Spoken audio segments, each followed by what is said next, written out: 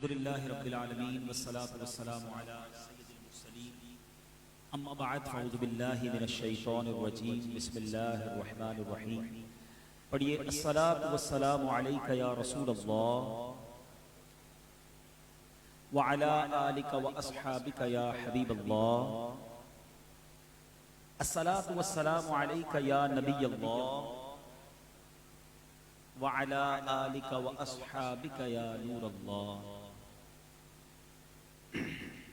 میٹھے میٹھے اسلامی بھائیوں، اللہ تبارک و تعالیٰ کا جتنا شکر ادا کریں وہ کم ہے کہ اس نے ہمیں اپنے اور اپنے حبیب علیہ السلام کے ذکر کی اس محفل میں بیٹھنے کی سعادت بخشی ہے۔ رب کریم ہم سب کا جمع ہونا اپنی بارگاہ میں قبول فرمائے۔ سب سے پہلے میں جناب حافظ طاہر صاحب، حافظ احسان بھائی، بالخصوص علامہ فاروق صاحب اور ان کے والد صاحب کو مبارکباد پیش کروں گا کہ بڑی شاندار خوبصورت محفل ہر سال آپ سجاتے ہیں، اور بات یہی ہے کہ وہ لوگ خدا شاہد قسمت کے سکندر ہیں، وہ لوگ خدا شاہد قسمت کے سکندر ہیں جو سرور عالم کا میلاد مناتے ہیں۔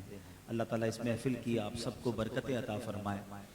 آج ایک حسین اتفاق یہ ہو گیا، حافظ صاحب نے کافی ٹائم پہلے کرم فرمایا اور مجھ سے تاریخ لے لی، مگر مجھے یاد نہ رہا آج ہی میرے ماموں کے بیٹے کی شادی اور اس کا ولیمہ ہے، اور مجھے وہاں جانا تھا، لیکن چونکہ حافظ صاحب نے تاریخ بھی لی اور ماشاءاللہ جو ان کا فالو اپ ہے، کمال کا فالو اپ ہے، یہ ہر ایسا تھوڑے دنوں بعد ماشاءاللہ یاد بھی دلاتے تھے، تو میں نے ان سے معذرت کی کہ میں یہاں سے بیان کر کے جاتا ہوں۔ ظاہر اب میرے نانا نانی بھی نہیں ہیں، اب میری والدہ بھی نہیں ہیں، تو ایک طرح سے میں گھر کا بڑا ہوں اور میرے ماموں کے بیٹے کی شادی ہے، تو میں یہاں سے حاضری لگا کر وہاں جاؤں گا، کیونکہ میری ذمہ داری تھی، جب ٹائم دیا ہے تو کوشش کرنی چاہیے کہ وقت پر آ جانا چاہیے اور جو وعدہ ہے اس کو پورا کرنا چاہیے۔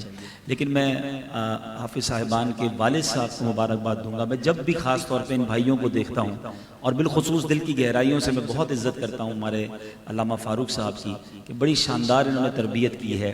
اللہ نے ان بھائیوں کو دنیا میں عزت دی ہے، مگر جو ان کا بات کرنے کا انداز ہے، جو یہ بڑوں کی عزت کرتے ہیں، جس محبت سے یہ گفتگو کرتے ہیں، اس سے چھلکتا ہے کہ والدین نے تربیت کیسی کی ہے۔ یہ ماشاءاللہ بہت سارے نعت خواں، اور میرا خیال ہے کہ یہ اپ کمنگ ہماری جنریشن ہے، یہ بات بیٹا ہمیشہ یاد رکھنا، با ادب با نصیب اور بے ادب بد نصیب۔ دنیا میں کچھ بھی بن جانا اللہ بڑی عزتیں دے گا، بہت انسان آگے بڑھنا، عروج پانا کوئی کمال نہیں ہے، اس عروج اور اس عزت کو سنبھالنا اصل یہ کمال ہے کہ دانا خاک میں مل کر گلے گلزار ہوتا ہے۔ جو عاجزی اختیار کرتا ہے اللہ اسے بلندی عطا فرماتا ہے۔ عزت اس چیز کا نام ہے کہ لوگ آپ کے پیچھے بھی آپ کے لیے اچھی بات کریں۔ سامنے تو بڑے لوگ عزت کرتے ہیں، ہاتھ بھی چومتے ہیں، دعائیں بھی کرتے ہیں، ماشاءاللہ آپ کی آواز، آپ کا بیان، آپ کا انداز، وہ کوئی کمال نہیں ہے۔ عزت وہ ہے کہ آپ کے غیب میں بھی، آپ کے پیچھے بھی لوگ بات کریں کہ یار جب ملتے ہیں کیا اخلاق ہے، کیا انداز ہے۔ تو میرا بیٹا، جتنے لوگ بیٹھے ہیں یہاں پر، جو مجھے سوشل میڈیا پر بھی لائیو سن رہے ہیں، زندگی میں ایک اصول یاد رکھنا، مال مل جائے، شہرت مل جائے، خوبصورتی مل جائے، کسی وجہ سے بھی عروج مل جائے، بندے کو اپنی اوقات یاد رکھنی چاہیے کہ میں مٹی سے بنا ہوں، اور میرے اندر کس بات کا تکبر آئے، میں کس بات پر اتراؤں۔ اللہ نے دیا ہے، وہ جب چاہے ان چیزوں کو واپس لے سکتا ہے۔ وَتُعِزُّ مَن تَشَاءُ وَتُذِلُّ مَن تَشَاءُ۔ کبھی بھی زندگی میں یہ مت سمجھنا کہ یہ میرا کمال ہے، یہ میرے رب کی عطا ہے، اور اللہ یہ عطائیں جاری رکھے۔ میں دعا گو ہوں اس خاندان کے لیے بھی، آپ سب میرے بچے ہیں، آپ کے لیے بھی، ہم سب کے لیے آپ میرے لیے دعا کریں، اللہ ہم سب کو زوال نعمت سے بچائے، ہم سب کو عافیتوں کے پھر جانے سے بچائے۔ جو بات بنی ہوئی ہے میرا رب بنائے رکھے، جو عزتیں عطا کی ہیں رب نے، یہ عزتیں باقی رہیں۔ کبھی زندگی میں ایسی غلطی نہ ہو جائے، کبھی زندگی میں کوئی ایسا کام نہ ہو جائے یہ بنی بنائی بگڑ جائے۔ یاد رکھنا منٹ نہیں لگتا، انسان کہاں عروج سے اس کا زوال ہوتا ہے۔ یہ زندگی میں نام مقام بنانے میں سالوں لگتے ہیں، ایک مسٹیک، ایک غلطی ایسی ہوتی ہے کہ پھر بندہ منہ دکھانے کے قابل نہیں رہتا۔ اللہ میرے اور آپ کے گناہوں کو، عیبوں کو یہاں بھی چھپائے رکھے، ادھر بھی چھپائے رکھے، ادھر بھی بات بنی رہے، ادھر بھی بات بنی رہے۔ اللہ نے جو یہاں عزتیں اور آسانیاں دی ہیں، اللہ ادھر بھی آسانیاں عطا فرمائے۔ کہو آمین، آمین یا رب العالمین۔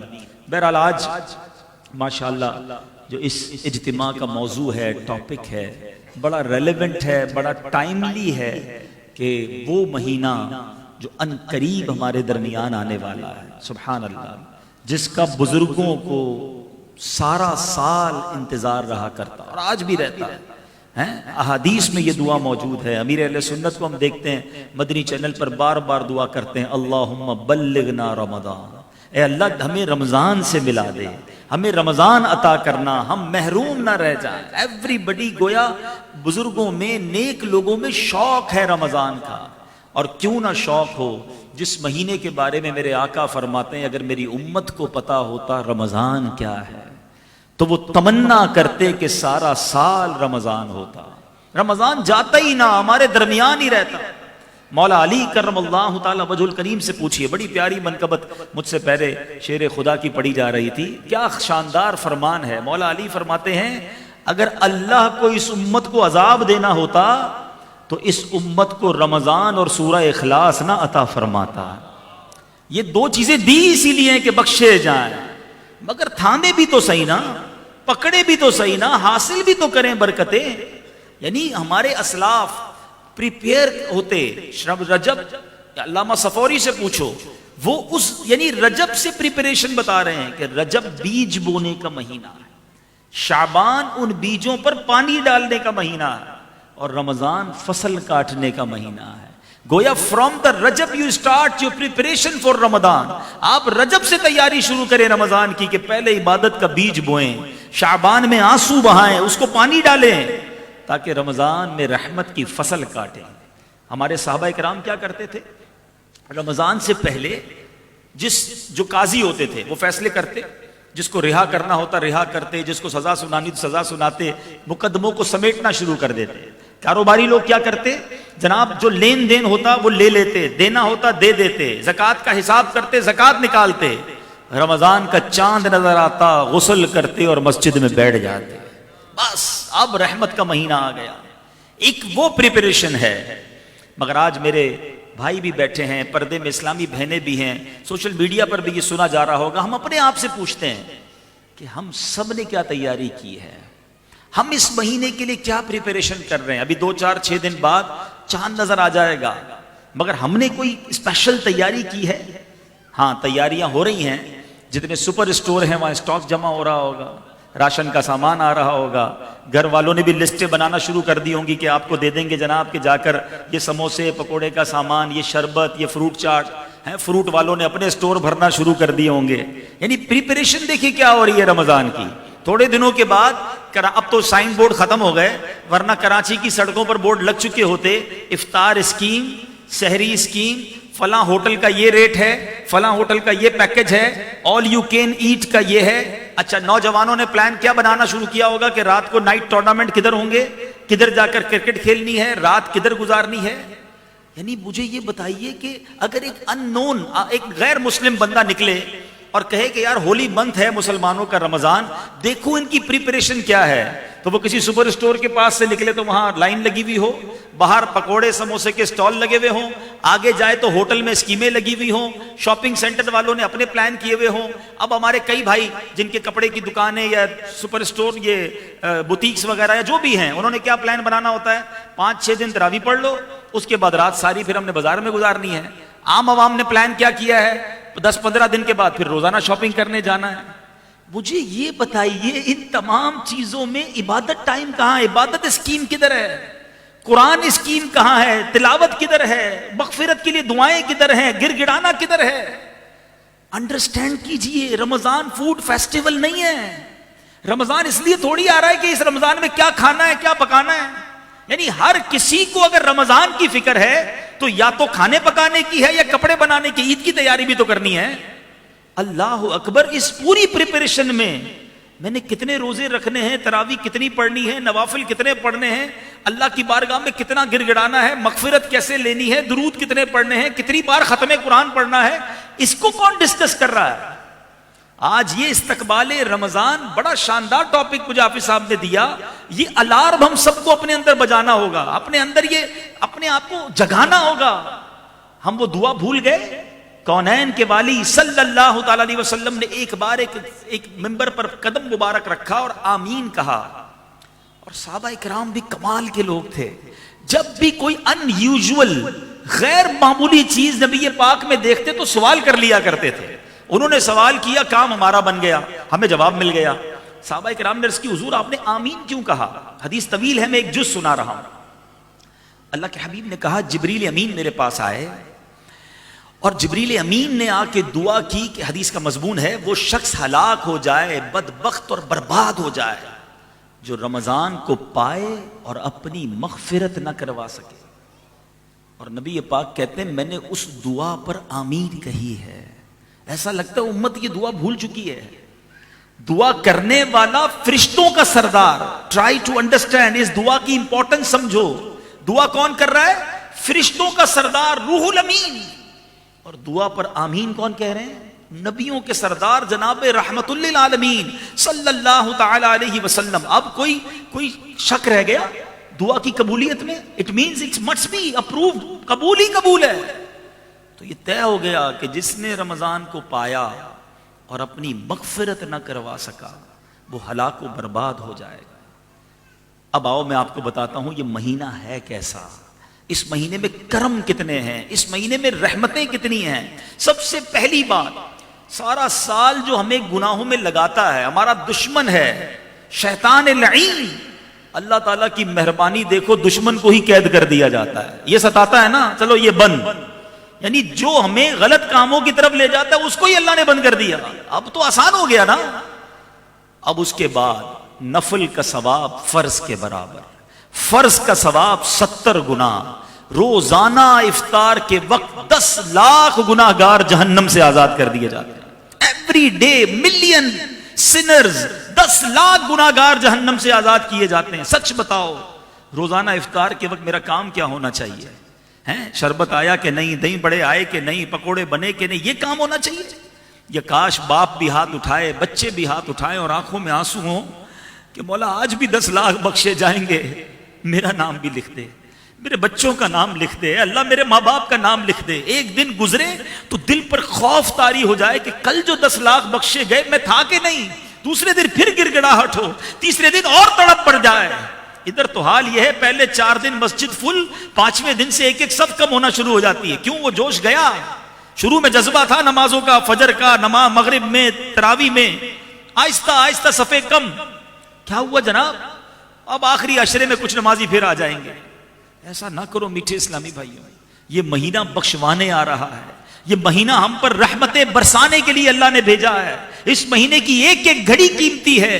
اور خاص طور پہ جو پہلی رات آئے تو یاد رکھنا اللہ کے حبیب علیہ الصلوۃ والسلام کو وہ 5 چیزیں, سنیے گا ذرا, نبی پاک علیہ الصلوۃ والسلام کو اللہ تبارک و تعالیٰ نے وہ 5 خصوصی کرم عطا فرمائے ہیں جو کسی اور نبی کو عطا نہیں فرمائے. اور اس میں پہلا جو فرمایا, جب رمضان کی پہلی رات آتی ہے, ہوپ فلی میرا خیال ہے منگل کی رات ہم سن رہے ہیں کہ انشاءاللہ پیر کی رات, چاند رات امید ہو جائے, اللہ مجھے اور آپ کو خیر سے رمضان عطا فرمائے. تو اب ایک ویک ہی رہ گیا. رمضان کی پہلی رات کانشیس ہو جانا, تیار ہو جانا. کیوں؟ اللہ کے حبیب فرماتے ہیں اس رات اللہ اپنے بندوں پر نگاہ رحمت فرماتا ہے, اور جن پر نگاہ رحمت فرمائے گا انہیں کبھی عذاب نہیں دے گا. تو اس رات تو زیادہ تیاری ہو. تراویح کے بعد بھی مسجد میں بیٹھ جاؤں, اللہ آج رحمت کی رات ہے, ہوں گناہ گار, ہوں خطا کار, پلے کچھ نہیں مالک, مگر میں رہ نہ جاؤں, ہوں میں بھی تیرا بندہ, اے اللہ مجھے محروم نہ کیجیے. لیکن اپنا کہتے ہیں نا تیاری ہو کہ بس اس رات ہی رحمت لے لینی ہے. دوسری بات نبی پاک فرماتے ہیں کہ شام کے وقت جو روزہ دار کے منہ سے بو نکلتی ہے, کچھ لوگ بڑا آج کل انوائڈ ہوتے ہیں, بڑا اریٹیٹ ہوتے ہیں, عجیب سی باتیں کرتے ہیں, یار روزے میں پیسٹ کرنے کا موقع نہیں ملتا, شام تک اسمیل آتی ہے. اللہ کے بندوں سنو تو صحیح, یہ اسمیل اللہ کو کتنی پسند ہے. اللہ کے حبیب فرماتے ہیں جب روزہ دار کے منہ سے شام کو منہ نکلتی ہے, اللہ تعالیٰ کے نزدیک مشک کی خوشبو سے زیادہ پسندیدہ. تیسری بات اللہ کے حبیب فرماتے ہیں فرشتے ہر رات اور دن ان کے لیے مغفرت کی دعا کرتے رہتے ہیں. نمبر 4, اللہ تعالیٰ جنت کو حکم فرماتا ہے کہ میرے نیک بندوں کے لیے آراستہ ہو جا, سجائی جاتی ہے جنت. اور فرماتا ہے ان قریب وہ دنیا کی مشقت میں وہاں سے آ کر میرے گھر میں آرام اور راحت پائیں گے. روزہ داروں تمہارے لیے جنت سجائی جائے گی. اللہ کے نیک بندوں کے لیے جنت پریپیئر کی جاتی ہے. اور 5ویں بات نبی پاک فرماتے جب ماہ رمضان کی آخری رات آتی ہے, آج یہ بات بھی سیکھ کر جاؤ, ابھی پتہ نہیں رمضان میں پھر آپ سب سے ملاقات ہو سکے نہ ہو سکے, ابھی سے مدنی پھول لے جاؤ. شیطان ایسا مردود ہے, پورا مہینہ بند رہتا ہے, جیسے ہی عید کا چاند نظر آتا ہے ایسا لگتا ہے سارے لوگ اس کے استقبال کے لیے نکل کھڑے ہیں کہ بھائی تو 1 مہینہ بند تھا, اب تجھے راضی کرنا ہے. عشاء کی مغرب میں چاند نظر آیا, عشاء کی نماز میں مسجد خالی. ارے بھائی عشاء فرض تھی, رمضان چلا گیا, مسلمان کدھر گئے؟ اور وہ رات جو طوفان بدتمیزی برپا ہوتا ہے, کیا سی سائڈ, کیا شاپنگ سینٹر, کیا عورت مرد کا اختلاط, فلمیں ڈراموں کی ٹکٹیں بک ہو رہی ہیں. یہ رات کیسی ہے سنو. اللہ کے حبیب فرماتے جب ماہ رمضان کی آخری رات آتی ہے اللہ سب کی مغفرت فرما دیتا ہے. قوم میں سے ایک شخص نے اٹھ کر عرض کی یا رسول اللہ کیا یہ لیلۃ القدر ہے؟ فرمایا نہیں, کیا تم دیکھتے نہیں کہ جب مزدور اپنی مزدوری سے فارغ ہو جاتے ہیں تو انہیں اجرت دے دی جاتی ہے. اجرت ملنے کی رات رمضان کی آخری رات کو کہا گیا. مگر آج رمضان کی عام راتوں میں بھی اور پھر خاص طور پہ عید کی رات کتنے گناہ کیے جاتے ہیں. جو میرے بھائی, میں یہاں پر کچھ اور باتیں بھی عرض کرنا چاہتا ہوں. بعض لوگ بدقسمتی سے رمضان میں بھی جھوٹ بولتے ہیں, رمضان میں بھی بد نگاہی کرتے ہیں, رمضان میں بھی کسی کا دل دکھاتے ہیں. حرام کمانے والے رمضان میں بھی باز نہیں آتے. ایک تو یہ موبائل فون ایک ایسی بلا ہمارے درمیان آ گئی ہے کہ ہمیں پتہ ہی نہیں چلتا کہ یہ ہم سے کتنے گناہ کروا دیتا ہے. ہر میدان میں ہمیں جانا ہے, ہر چیز ہم نے دیکھنی ہے, ہر کلپ ہم نے دیکھنا ہے. ہمیں نہیں پتا کہ یہ موبائل, انٹرنیٹ ہماری روحانیت, ہماری عبادت, ہمارے ذوق, ہمارے شوق کو کیسے برباد کر دیتا ہے. خدا را سمجھیے یہ رمضان گناہ کرنے کے لیے نہیں ہے. ویسے تو سارا سال گناہ نہیں کرنا, لیکن رمضان میں اسپیشلی اپنے آپ کو بچانا ہے. میں فار ایگزامپل سمجھاتا ہوں آپ کو. ایک بندہ باہر کسی کو گالی دے, غلط ہے, مگر مسجد کے اندر آ کر گالی دے. آپ کہیں گے یار خدا کا خوف کرو, اللہ کے گھر میں ہو. کوئی باہر گانے باجے سن رہا ہو اور کوئی مسجد کے اندر آ کے گانے باجے سنے یا گانے بجائے, آپ کیا کہیں گے؟ کمال ہے یار, تم پاگل ہو گئے, مسجد اللہ کا گھر ہے. تو ایک چیز یاد رکھیے, کچھ مقامات, کچھ دن اور کچھ مہینے ایسے ہیں جن کا مقام اللہ کی بارگاہ میں بہت زیادہ ہے. ان دنوں میں, ان لمحات میں یا ان مقامات پر گناہ کرنے کا عذاب بھی شدید ہے. جمعہ کے دن کی 1 نیکی 70 نیکی کے برابر ہے, لیکن اس کا مقام اللہ کی بارگاہ میں اتنا پیارا ہے کہ جمعہ کا 1 گناہ بھی 70 گناہ ہے. رمضان میں 1 نیکی نفل فرض کے برابر, فرض 70 گناہ. لیکن رمضان میں گناہ کرنا یہ اللہ کو کتنا ناپسندیدہ ہے. پھر بات کرتے ہیں مولا علی کرم اللہ تعالی وجہ الکریم کی. شیر خدا ایک بار ایک قبرستان کے پاس سے گزرے اور آپ نے ایک قبر کو دیکھا. اللہ سے عرض کی مولا اس کے حالات دیکھنا چاہتا ہوں. اللہ تعالیٰ نے قبر کے حالات آپ پر منکشف کر دیے, ظاہر کر دیے. آپ نے دیکھا مردہ قبر میں لوٹنیاں کھا رہا ہے, آگ میں جلایا جا رہا ہے اور فریاد کر رہا ہے یا علی انا غریق فی النار وحریق فی النار, علی بچائیے مجھے. آپ نے ہاتھ اٹھائے اللہ کی بارگاہ میں, ارشاد ہوا اے علی اس کی سفارش نہ کیجیے. عرض کی مولا کیا وجہ ہے؟ کہا اے علی یہ بندہ دن میں تو روزے رکھتا تھا مگر رات گناہوں سے باز نہیں آتا تھا. روزہ رکھ کر گناہ کرنے والے کا یہ حال ہے تو پہلے تو روزہ نہ رکھنے والا سوچے اس کا کیا بنے گا. اور روزہ رکھ کر بھی گناہ کرنا کتنا ناپسندیدہ ہے, سمجھو بات کو. یعنی دوسرے لفظوں میں آپ کے لیے ایک اسکیم آ رہی ہے کہ بخشش لے لو. بخشش لینے کی بجائے اللہ کو ناراض کرنے والے کام کرو گے تو رب کا غضب بھی بڑھ جائے گا نا. تو اب ہوتا کیا ہے, پرابلم یہ ہے کہ رمضان آئے گا تو ایسا نہیں ہے کہ میرے اندر کوئی بٹن لگا ہوا ہے کہ چلو بھائی یہ آف کر دو, اب جھوٹ نہیں بولوں گا, اب میری آنکھیں حرام نہیں دیکھیں گی, اب زبان سے غیبت نہیں ہوگی, اب کسی کی دل آزاری نہیں ہوگی. عادتیں ہیں نا وہ اس طرح نہیں چھوٹتی ہیں. یہ جو پریپریشن کی بار بار بات کی جاتی ہے اس کی وجہ یہ ہے کہ رمضان سے پہلے ابھی سے فلمیں ڈرامے, ابھی سے گانے باجے, ابھی سے جھوٹ بولنا, ابھی سے دل آزاریاں کرنا, ابھی سے غلط کام چھوڑنے ہوں گے تاکہ کہیں رمضان میں یہ غلطیاں کنٹینیو نہ ہو جائیں. مکہ شریف میں جاتے ہیں نا, 1 نیکی کتنی ہے؟ 1 لاکھ نیکی, لیکن ادھر کا 1 گناہ بھی 1 لاکھ ہے. تو کچھ لوگ سمجھتے ہیں ہم جا کے نیکیاں کر لیں گے. بھائی آپ جہاز جب یہاں سے ٹیک آف ہوگا جدہ کی طرف تو تھوڑی آپ اپنی عادتیں ادھر چھوڑ جائیں گے. وہ عادتیں ساتھ ہی جا رہی ہیں آپ کے. ادھر بھی جھوٹ بول رہے ہیں, ادھر بھی لڑائیاں ہم نے دیکھی ہیں, ادھر بھی گالی گلوچ ہو جاتی ہے. کیوں؟ ساری زندگی دی ہے تو ادھر کیسے نکلے گی؟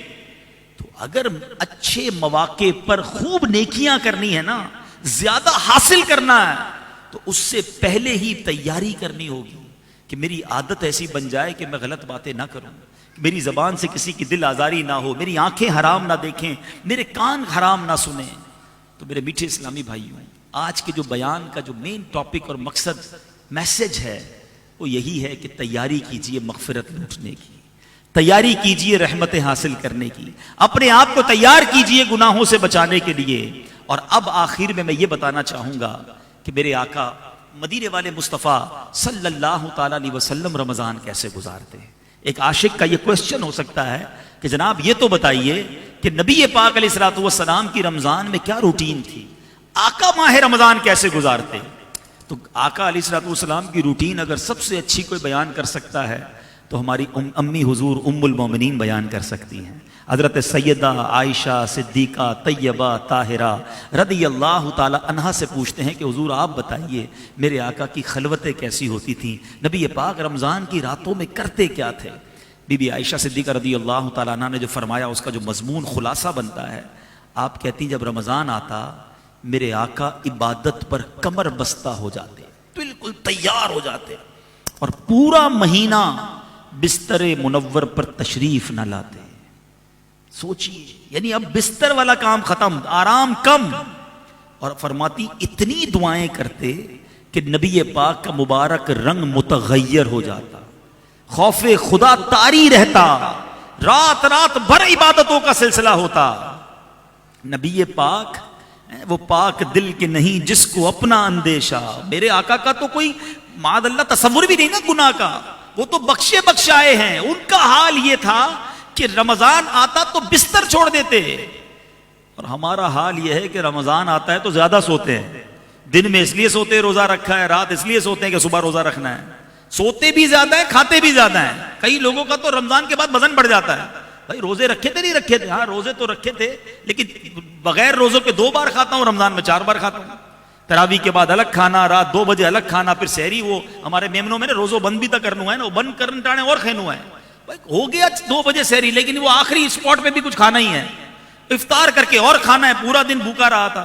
تو یہ اس لیے نہیں آیا کہ ہم دیکھیں یہ طے ہے, جب آپ زیادہ کھائیں گے آپ کو زیادہ نیند آئے گی, زیادہ سستی آئے گی. بھوکے پیٹ والا شخص جو ہے وہ زیادہ چست, زیادہ عبادت کر سکتا ہے.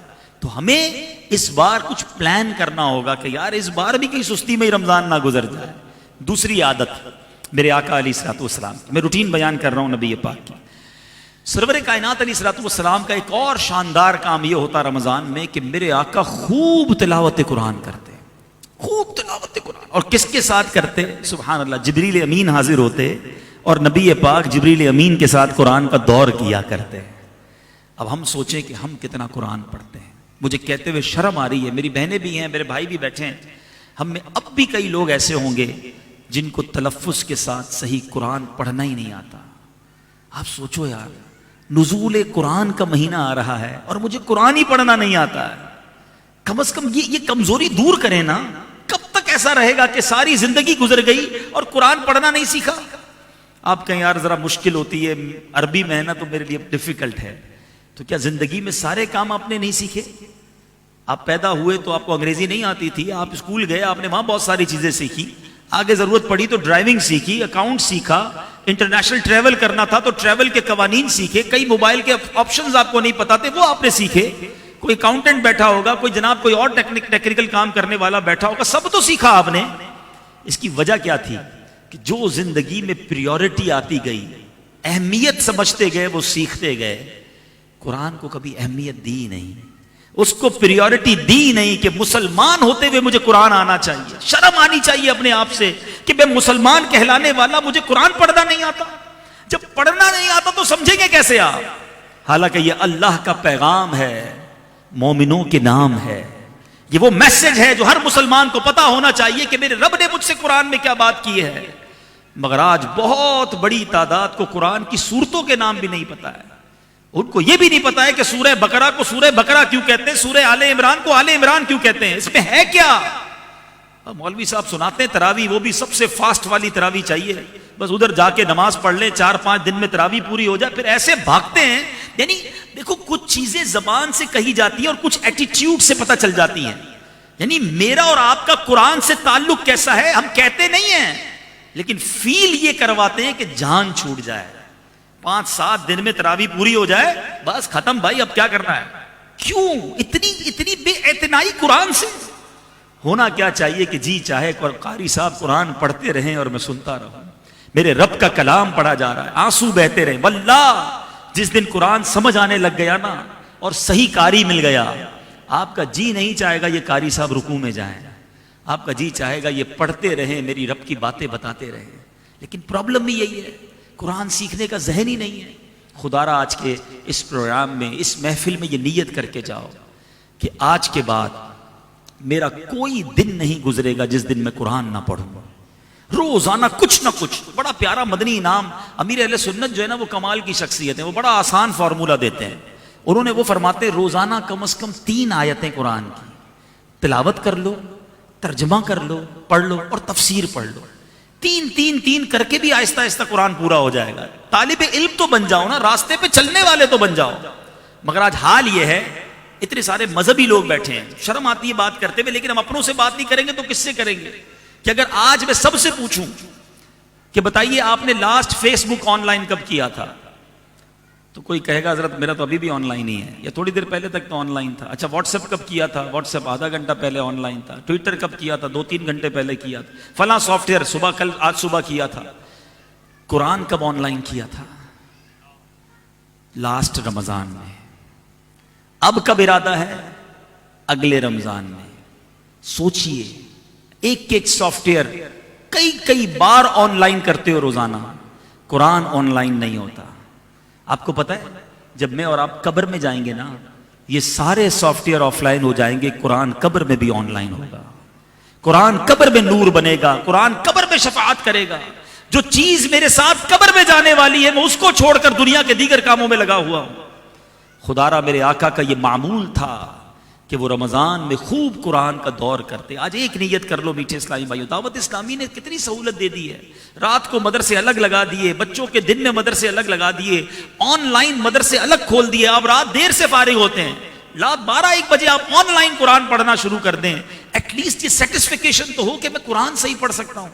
حدیث پاک کتنی خوبصورت ہے, خیرکم من تعلم القرآن وعلمہ, تم میں بہترین وہ ہے جو قرآن سیکھے اور دوسروں کو سکھائے. نیت کر لو آج سے قرآن سے پکی دوستی کریں گے انشاءاللہ. روزانہ کچھ نہ کچھ قرآن پڑھیں گے. ماشاءاللہ کئی بچے مجھے ایسے نظر آ رہے ہیں جن کو قرآن پڑھنا آتا ہے, حافظ بھی ہوں گے. تو بیٹا آپ قرآن پڑھائیں, آپ کو قرآن پڑھنا آتا ہے, بہت اچھا کام ہے. آپ نعت خوانی کرتے ہیں, بڑی کمال کی بات ہے, مگر قرآن کے نور کو بھی پھیلائیں. کسی کو بٹھائیں, کسی کی نماز درست کر دیں. کہ آپ نماز میں جو قرآن پڑھتے ذرا سنائیں مجھے, اس کا تلفظ ٹھیک کرا دیں. زندگی بھر وہ صحیح نماز پڑھے گا, تمہیں قیامت تک ثواب ملے گا. یہ وہ کام ہے ملٹیپلیکیشن کے جو ہمیں کرنے ہیں.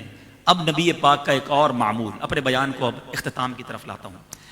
پیارے آقا کا ایک اور کام رمضان میں کیا تھا. میرے آقا مدینے والے مصطفیٰ اتنی, ویسے ہی میرے آقا سے بڑا سخی کون ہے, واہ کیا جود و کرم ہے شہ بطحا تیرا, نہیں سنتا ہی نہیں مانگنے والا تیرا. مگر صحابہ کہتے ہیں جب رمضان آتا نا, جیسے تیز آندھی چلتی ہے, میرے آقا کا دریائے سخاوت اس سے بھی زیادہ تیز چلتا تھا. ہر سائل کو عطا فرماتے, ہر مانگنے والے کو عطا فرماتے, بس کرم کے دریا بہاتے تھے. تو رمضان میں ہمیں بھی یہ کام کرنا ہے کہ خوب سخاوت کریں, خوب اللہ کی راہ میں خرچ کریں. سب سے پہلے تو اپنی پوری زکوٰۃ. آج کل یہ بڑا پرابلم عام ہوتا جا رہا ہے. یہ بھی کہتے ہوئے جس کو کہتے ہیں نا کہ مزہ نہیں آ رہا, کہ بڑی تعداد میں مسلمان اب پوری زکوٰۃ نہیں نکالتے. یا تو زکوٰۃ کی کیلکولیشن صحیح نہیں کرتے, یا اب زکوٰۃ نکالنا بوجھ فیل کر رہے ہیں. جیسے جیسے بے عملی بڑھتی جا رہی ہے, ایسے ایسے زکوٰۃ سے بھی بندہ دور ہوتا جا رہا ہے. یاد رکھنا میٹھے اسلامی بھائیوں, یہ مال کا میل ہے. یہ میل آپ نے نکالا نہیں تو یہ پورے مال کو میلا کر دے گا, برباد کر دے گا, عذاب ہو جائے گا یہ مال. پوری زکوٰۃ نکالیں, خود حساب نہ کریں, کسی عالم دین کے ساتھ بیٹھیں کہ حضرت یہ میرا سرمایہ ہے, بتائیں میری زکوٰۃ کتنی بنتی ہے. تھوڑے زیادہ نکال دینا, کہیں ایسا نہ ہو کہ زکوٰۃ کمی ہو جائے. جو لوگ سوچتے ہیں یار 10 لاکھ روپے زکوٰۃ دینی پڑے گی، جس کی لاکھوں میں ہوتی ہے نا زکوٰۃ، اس کو بڑی ٹینشن ہو جاتی ہے. وہ 10 لاکھ زکوٰۃ دینے والا کیوں نہیں سوچتا کہ اللہ نے 4 کروڑ دیے ہیں تو 10 لاکھ بنی ہے نا. زکوٰۃ دے کر تو شکر ادا کرنا چاہیے کہ مالک تیری مہربانی، تو نے دینے والا بنایا، مانگنے والا نہیں بنایا. مگر آج دینے والا پراؤڈ فیل کرتا ہے، میں دیتا ہوں، میں چندہ دیتا ہوں، مسجد والوں کو میں دیتا ہوں، مدرسے والوں کو میں دیتا ہوں، میں غریب کی شادی کر، میں کیا کر رہے ہو؟ اللہ نے تمہیں دیا ہے تو تم دے رہے ہو. میں بھی مانگنے والا ہو سکتا تھا. یاد رکھنا جب کسی کو زکوٰۃ دو نا، ساتھ سجدہ شکر بھی ادا کرو کہ مالک تیری مہربانی، مانگنے والا نہیں دینے والا بنایا. کوئی کمال نہیں ہے میرا اور آپ کا. یاد رکھیے گا پیسہ اگر جس کو کہتے ہیں نا کہ محنت سے آتا تو جتنے مزدور ہیں وہ سارے کروڑ پتی ہوتے. پیسہ ہوشیاری سے آتا تو جتنے کالج کے پروفیسر ہیں وہ سارے اربوں پتی ہوتے. ٹیچر ہی رہ جاتا ہے، اسٹوڈنٹ کو اللہ دنیا کا مالدار آدمی بنا دیتا ہے. کیسے؟ اس کا ایک ہی فارمولا ہے کہ جسے اللہ چاہتا ہے اسے عطا فرماتا ہے، اسی کی مہربانی ہے. ہمارا کوئی کمال نہیں ہے. میرے دروازے پر جو مانگنے آیا ہے، میرا جو ملازم مجھ سے قرضہ مانگنے آیا ہے، میرا غریب رشتہ دار جو میرے دروازے پر آیا ہے، اس کی جگہ میں بھی ہو سکتا تھا. میں بھی کسی کے دروازے پر کھڑا ہوتا کہ باپ بیمار ہے تو میرے پاس دوائی کے پیسے نہیں، بہن کی شادی ہے جہیز کے پیسے نہیں ہیں، آج ہمارے گھر میں رمضان کی افطاری کے لیے کچھ نہیں ہے، کچھ ہمیں دے دیجئے. واللہ یہ میں ہو سکتا تھا. میرے بچے کھڑے کسی دروازے پہ کھڑے ہو سکتے تھے. فقط رب کی مہربانی ہے جس نے بہترین دسترخوان دیا، بہترین گھر دیا، بہترین سواریاں دی ہیں، اور میں زکوٰۃ دینے والا ہوں. مگر آج زکوٰۃ دیتے ہوئے موت آتی ہے، زکوٰۃ دیتے ہوئے دل پر بھار آتا ہے. کبھی یہ بھار نہ آنے دینا، کبھی یہ بوجھ فیل نہ کرنا. اللہ کی راہ میں خرچ کرتے رہنا اور ساتھ شکر ادا کرنا. اللہ تیری مہربانی کہ آج تو نے مجھے دینے والا بنایا، بہترین زندگی دی، کروڑوں سے اچھا بنایا. یاد رکھو رب قرآن میں فرماتا ہے لئن شکرتم لأزیدنکم، تم میرا شکر ادا کرو میں تمہیں اور عطا کروں گا. شکر ادا کرتے رہنا، اللہ کی مہربانی سمجھنا، اپنا کوئی کمال نہ سمجھنا. ایک بات. دوسری بات کہ زکوٰۃ کے ساتھ ساتھ اور بھی خرچ کیا کرو. ایک حدیث پاک سناتا ہوں. اللہ کے حبیب فرماتے ہیں جس کا مضمون ہے گن گن کر خرچ نہ کیا کرو ورنہ وہ رب کریم بھی تمہیں گن گن کر عطا فرمائے گا. کچھ لوگ کہتے ہیں بھائی ہمارے زکوٰۃ پوری ہو گئی اب جائیے اگلے سال آئیے گا. نہیں، اللہ دے رہا ہے نا، سامنے نیکی کا کام آ گیا ہے. زکوٰۃ تو ایڈوانس بھی دی جا سکتی ہے نا، اگلے سال کی دے دو، ارے صدقہ دے دو، منع نہ کرو. وہ بھی تو منع نہیں کر رہا نا. مجھے اور آپ کو 1 مہینے کے جتنے پیسے چاہیے اللہ جب اس سے زیادہ دے رہا ہے تو ہم کیوں کسی کو دیتے ہوئے گننا شروع کر دیتے ہیں؟ بانٹو. یاد رکھیے نبی پاک کا ہر فرمان حق ہے. علماء بیٹھے ہیں مگر اس حدیث میں نبی پاک نے قسم اٹھا کر ارشاد فرمایا میں اللہ کی قسم کھاتا ہوں صدقہ دینے سے مال کم نہیں ہوتا. یہ طے ہے، یہ ڈیفینیٹلی ہے. یہ بزرگ بیٹھے ان سے پوچھ لو، جس نے اپنی زکوٰۃ پوری دی، حلال کمایا اور زکوٰۃ پوری دی، اگلے سال اس کی زکوٰۃ زیادہ ہی بنتی ہے. اٹ مینس اس کا مال بھی تو بڑھ گیا نا. تو اللہ کی راہ میں خرچ کرنے میں بخل نہ کرو، دل و جان سے دو اور انجوائے کرو، مزے کرو. یا اللہ ایسا بنا دیا تو نے مجھے کہ میری وجہ سے کسی کا بھلا ہو رہا ہے، تیری مہربانی، اور دینا میں اور بانٹوں گا، اللہ اور دے گا تمہیں. اب آخری بات، زکوٰۃ دینی کس کو ہے، صدقہ دینا کس کو ہے؟ سب سے پہلے آپ کی زکوٰۃ اور آپ کے صدقے کا حقدار کون ہے؟ آپ کی زکوٰۃ اور آپ کے صدقے کا سب سے پہلا حق آپ کے اپنے غریب رشتہ داروں کا ہے. یہ بات یاد رکھیے گا. روایتوں کا مضمون ہے اللہ تعالیٰ قیامت کے دن اس بندے پر نظر رحمت نہیں فرمائے گا جو غیروں کو بانٹتا رہے اس کے اپنے پریشان ہوں. آج لوگ دنیا کو بانٹتے ہیں، اپنوں کو بھول جاتے ہیں. پہلے اپنوں کو دیکھیں، اگر وہ مستحق ہیں زکوٰۃ کے تو زکوٰۃ دیں، زکوٰۃ کے مستحق نہیں پھر بھی پریشان ہیں صدقہ دیں. مگر اپنوں کا خیال رکھیں، اپنے مسلمان پڑوسیوں کو دیکھیں، اپنے غریب ملازمین کو دیکھیں. اور اس کے بعد میں ایک اور عرض کروں گا، عاشقان رسول کی مدنی تحریک دعوت اسلامی جو دنیا کے کونے کونے میں دین متین کی خدمت کر رہی ہے، دعوت اسلامی کے 2800 سے زیادہ مدرسے، 600 سے زیادہ دارالعلوم، 2.25 لاکھ کے قریب اسٹوڈنٹ وہ ہیں جو بغیر کسی فیس کے قرآن اور علم دین سیکھ رہے ہیں. سال کی 600 سے زیادہ مسجد دعوت اسلامی بنا رہی ہے. اللہ کی رحمت سے دنیا کے کونے کونے میں، ابھی صرف میں لمبی بات نہیں کرتا، اسی ہفتے کی بات کرتا ہوں. آج اتوار ہے، پچھلی پیر 22 تاریخ تھی، اور آپ جاننا، آپ کو پتا ہونا چاہیے کہ عیسوی لحاظ سے 12 ربیع الاول نبی پاک کی اسلامی جو ڈیٹ ہے، عیسوی لحاظ سے 22 اپریل یہ نبی پاک کا یوم ولادت ہے۔ اللہ نے 22 اپریل کو دعوت اسلامی کو ایک عظیم کامیابی دی۔ جرمنی کے شہر ہیگن میں، الحمدللہ میں وہیں تھا جرمنی میں، اللہ کی رحمت سے ایک چرچ خریدا ہے، اور انشاءاللہ وہ نمازیں شروع ہوں گی، اور یہ وہ عظیم جگہ بنے گی جہاں 2.5 لاکھ اطراف میں مسلمان رہتے ہیں، عربی مسلمان وہاں شفٹ ہوئے ہیں،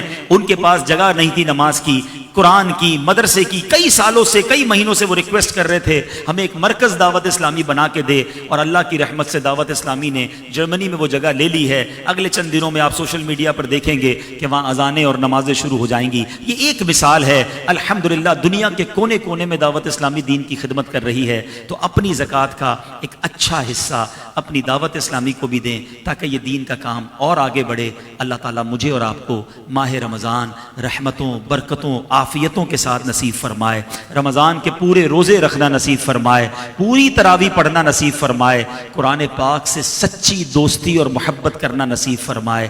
اللہ کریم اس مہینے میں کروڑوں کی جہاں بخشش فرمائے، ان بخشے جانے والوں کے صدقے اللہ ہم گناہ گاروں، ہمارے ماں باپ اور ہمارے گھر بار کی بھی مغفرت فرمائے، آمین بجاہ النبی الامین۔ رمضان کو بہترین گزارنا ہے تو زندگی میں ایک رمضان ایسا گزار لیں کہ پورا مہینہ فیضان مدینہ میں اعتکاف ہوتا ہے۔ یہ بھی دعوت اسلامی ہی کی انوینشن ہے، پہلے تو نہیں سنا تھا۔ ایک مہینہ کبھی تو زندگی میں ایسا ہو کہ فیضان مدینہ آ کر گزار لیں، اللہ کے ولی کے ساتھ گزار لیں، اور اگر مہینے بھر کا اعتکاف نہیں کر سکتے تو روزانہ کچھ گھنٹے آ جائیں، افطار کر لیں۔ ہمارے فیضان مدینہ میں افطار میں آپ کو سموسے، پکوڑے، فروٹ نہیں ملے گا، پانی ملے گا، لیکن دعائیں بہت ملیں گی، رکت بہت ملے گی۔ 10 لاکھ بخشے جانے والوں کا جو وقت ہوگا نا، اس میں آنسوؤں کے ساتھ دعائیں ملیں گی۔ افطار ادھر کر لو، روزانہ کام کاج سے ادھر آ جائیں، افطار کریں، پھر گھر آ کے جو کھانا پینا باقی بچ گیا تھا وہ کھا لیجئے گا، لیکن مغرب تک کا وقت، عصر سے مغرب اگر آپ روز آ جائیں تو انشاءاللہ خوب برکتیں ملیں گی۔ اور جو نہیں آ سکتے، یہ خاص وقت مدنی چینل کے ساتھ گزاریے گا۔ اللہ تعالیٰ آپ سب کو عمل کی توفیق عطا فرمائے۔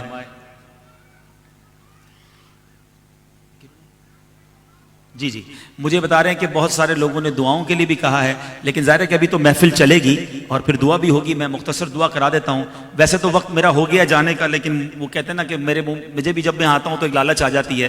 یہ دونوں بھائی بہت پیارا پڑھتے ہیں، اور ایک کلام میں نے ابھی شاید حافظ احسن کی آواز میں مجھے کسی نے پچھلے دنوں واٹس اپ کر دیا تھا، اور میں شاید یورپ میں کہیں تھا، جہاز میں نے سنا، اور جہاز میں ہی بڑا رلایا مجھے اس کلام نے۔ تو میں چاہتا ہوں مجھے اس کے 2-3 شعر، اگر حافظ احسان بھائی ہیں، بلا لے مجھے طیبہ بہت اداس ہوں میں، یہ ایسا کلام ہے واقعی کہ سرکار کرم کر لے اور ہم کو پھر مدینے جلدی بلا لے، اور بار بار ہمیں مدینے کی حاضری عطا فرمائے۔ 2-3 شعر یہ سنتے ہیں، پھر میں دعا کر لیتا ہوں۔ درود پاک پڑھ لیجیے۔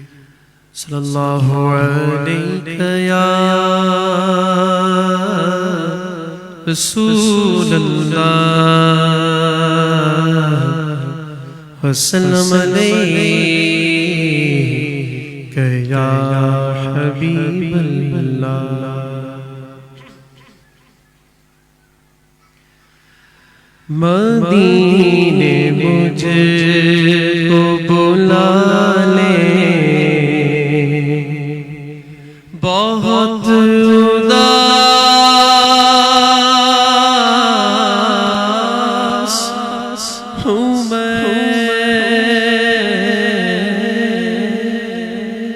مدینے مجھے کو بلا لے، بہت اداس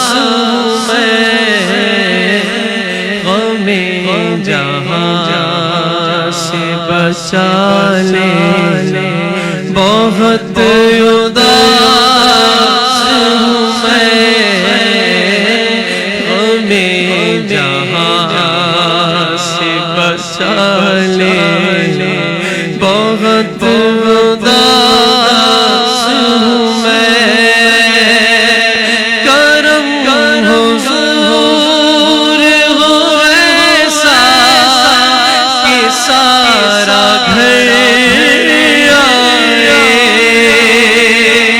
کرم حضور ہو ایسا کہ سارا گھر آئے، کرم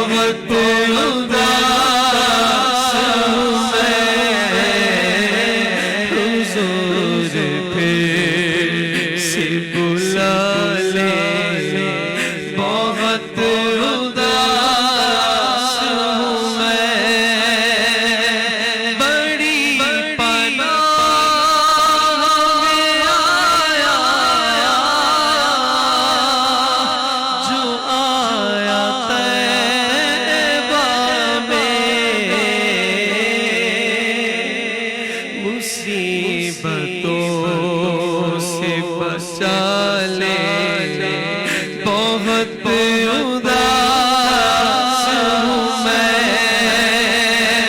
نہیں ہے جا حضور آپ کا ہے گرا ہوا اٹھا لے بہت اداس ہوں میں گرا ہوا اٹھا لے بہت اداس ہوں میں مدینے مجھ کو بلا لے بہت اداس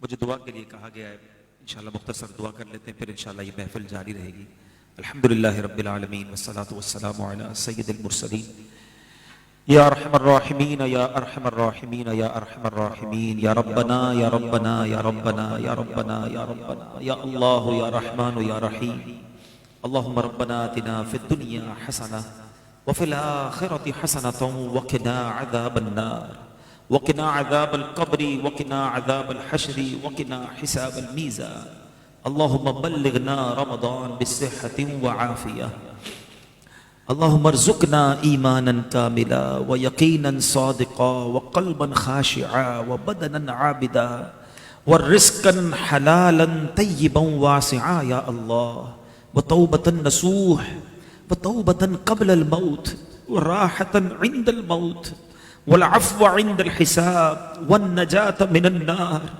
والفوز بالجنة بغیر حساب یا عزیز و یا غفار اے اللہ ہم سب کی حاضری کو قبول فرما ہم سب کے گناہوں کو معاف فرما آج اس مبارک محفل کا واسطہ ہماری بخشش کر دے ہمارے ماں باپ کو بخش دے ہمارے بھائی بہنوں کو بخش دے ہمارے گھر والوں کو بخش دے آقا کی ساری امت کی بخشش فرما رمضان آ رہا ہے مولا یہ مہینہ خیر سے عطا کیجیے ایسی صحت دینا مالک کہ پورے روزے رکھیں پوری تراویح پڑھیں خوب عبادت کریں اے اللہ ہماری بھی بخشش کر دینا ہمیں بھی معاف کر دینا اے کریم کئی لوگوں نے دعاؤں کے لیے کہا ہے کوئی بیمار آئے ہیں کچھ بیماروں کو گھر چھوڑ آئے ہیں تیرا اور تیرے حبیب کا ذکر ہوا ہے مولا یہاں پر رحمتیں برس رہی ہوں گی آج ایسی نگاہ فرما دے ہمارے سارے مریضوں کو شفا عطا کر دے سارے بے روزگاروں کو رزق حلال دے دے تنگ دستوں کو فراخ دستی دے دے اے اللہ جو بے اولاد ہیں نیک اور صالح اولاد دے دے اولاد والوں کی اولاد کو والدین کی آنکھوں کا نور بنا دے روٹھوں کو منا دے بچھڑوں کو ملا دے جو رشتوں کے انتظار میں ہیں اچھے اور نیک رشتے عطا کر دے جن بچوں کے رشتے ہو گئے شادیاں ہو گئیں ان کو اپنے گھر کی خوشیاں عطا کر دے سکھ نصیب کر دے اے اللہ تو نے جو ہماری بات بنائی ہوئی ہے اے کریم یہ بات بنائے رکھنا جو عیب چھپے ہوئے ہیں اے اللہ یہ عیب چھپائے رکھنا ادھر بھی چھپائے رکھنا ادھر بھی چھپائے رکھنا جو عزتیں دی ہیں اے اللہ یہ عزت بچائے رکھنا سب تیری مہربانی ہے اللہ اے اللہ تو نے کرم کیا ہے یہ کرم جاری رکھیو ہمیں زوال نعمت سے بچا عافیتوں کے پھر جانے سے بچا جس مقصد کے لیے ہمارے حافظ صاحب اور ان کے گھر والوں نے یہ پیاری محفل سجائی ہے ان کو اس مقصد میں کامیابی عطا فرما اے اللہ اے رب کریم اس گھرانے پر اپنی خاص رحمتوں کا نزول فرما صحیح معنوں میں صحیح طریقے سے ہمیں بیان کرنے ان کو نعت پڑھنے شریعت کے تقاضوں کے مطابق بس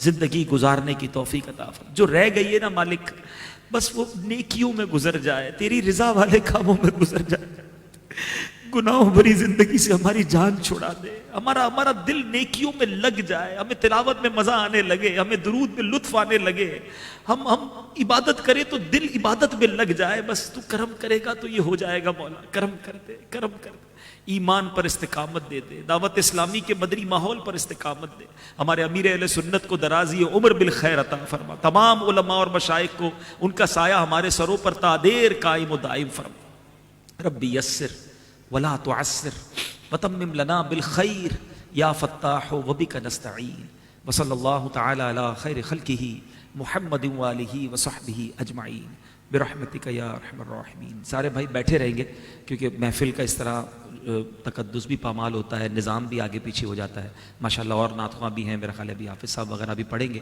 مزید دعا بھی ہوگی، لنگر بھی ہوگا۔